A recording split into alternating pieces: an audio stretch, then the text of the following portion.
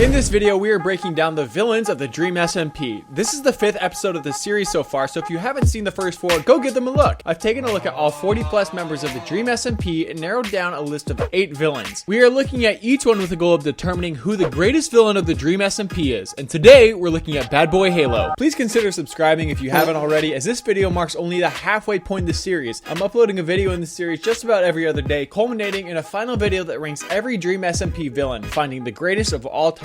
So make sure that you stay tuned so as not to miss a single upload. Or, I mean, you could always just check back in a few days. The next video will definitely be up by then. So, alright, let's dive in. As always, we are basing our grading criteria off of the ones set by Masterclass. They wrote an article where it listed 5 points that make a great villain: a strong connection to the hero, clear morality, a worthy opponent, compelling backstory, and that the villain should be fun. If these points don't initially make sense, don't worry, we're going to deep dive into the meaning of each of them. So, by the end of the video, you will understand exactly what's going on. Before we dive into the 5 points of villainy, we must first establish whether or not BadBoyHalo is actually a villain. Now, Bad is generally an ambiguous character when it comes to the main L'Manberg storyline. He was never really for or against the nation, but rather played more of a role just as another body in the conflict. To this extent, we can't really base his character off of, but as we all know, the villain arc of BadBoyHalo comes surrounding the egg. Unlike every villain we've listed, and spoiler alert, even among the ones that we have yet to list, BadBoyHalo became a villain due to an otherworldly presence. It was the egg that warped his mind and turned him to be evil. But as for whether Bad was the hero or the villain of the Egg Saga, I think it's pretty clear where he stands. So with the fact that he's a villain being clearly established, let's take a look at point number 1, Bad's connection to the hero. This was actually a bit more complicated than I was anticipating because no single person directly goes against Bad at the egg. Heck, even Bad tries to cover the egg at one point before becoming too mind-wiped. You have to recognize that Bad is more of an ambassador for the egg than he's a villain on his own. That being said, we could still judge him by this criteria. To start, the hero of the Egg Saga is everyone who isn't under the influence of the egg. Simple as that, yet as complicated as that. But Bad does something that greatly helps himself in this category. Bad uses this as a way to interact and attempt to influence everyone on the server. Bad doesn't just sit and wait for others to stumble into the cavern where the egg is, but rather he seeks them out. This is important now because everyone is involved in the story, whether they want to or not. In fact, the spread of the vines over the server are greatly symbolic of Bad's reach as a villain. It affects everyone, even if Bad didn't single them out for confrontation. The second point on the grading scale is clear morality. Does Bad have a believable reason for doing what he does? Is he set in his ways? Well, yes. Despite my personal feelings about the Egg Saga, the consistency of Bad's character throughout the whole arc is impressive. With something otherworldly like the egg, it would be easy for Bad to change up his motives on a whim, just because he thought it would be good for the story. But what we see is a gradual descent into a loss of self-control. It starts with Bad simply wanting to be near the egg and slowly grows. He goes through the stages of getting so attached that he has an internal conflict of what is right and wrong, with a final battle of good and evil inside of him, and then the complete submission to the will of the egg, where BadBoyHalo as a person is no longer there. You as a viewer don't ever believe that what Bad is doing is the right thing to do in the same way that the points Thanos was making made you pause for a second. Hashtag Thanos was right. You always know that Bad is wrong, and that's what hurts his villain arc. But you can't discount this too much, because he chose a path and he stuck to it. It's a yin and yang situation of playing a character well, but not having the character written well. When it comes to a worthy opponent, this is where Bad fell on his face. You don't beat the egg, and there's no known way to beat the egg. The battle of good and evil just isn't there. The way the Egg Saga feels is as if the server sees Bad doing something with the egg and they're like, no, go away and stop bothering us. To this extent, Bad is more of a nuisance than a threat. Even in the banquet hall at what is currently the finale for the Egg Saga, it's all over in a 30-second span. Everyone go! Let's Attack go! them! Kill them out! Attack! Let's go! Let's go!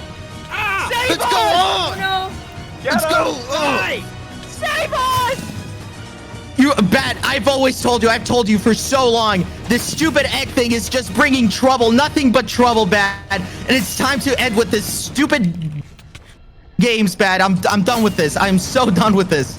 Yes! It's not gonna end here, Quackity! Get him! Let's go! Retreat, Let's guys! go! Retreat!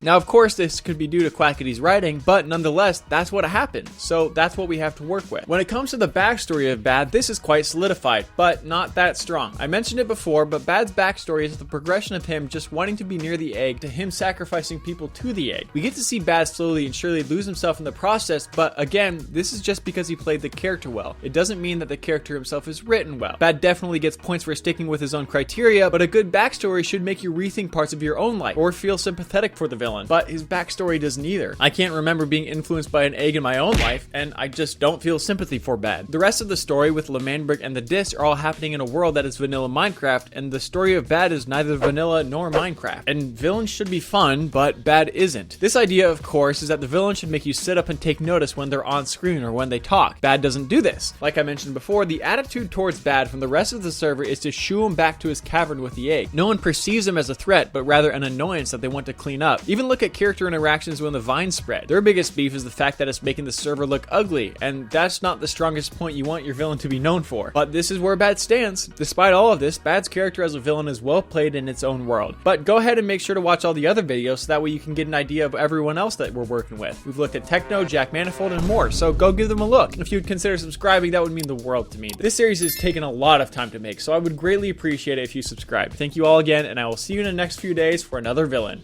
Adios!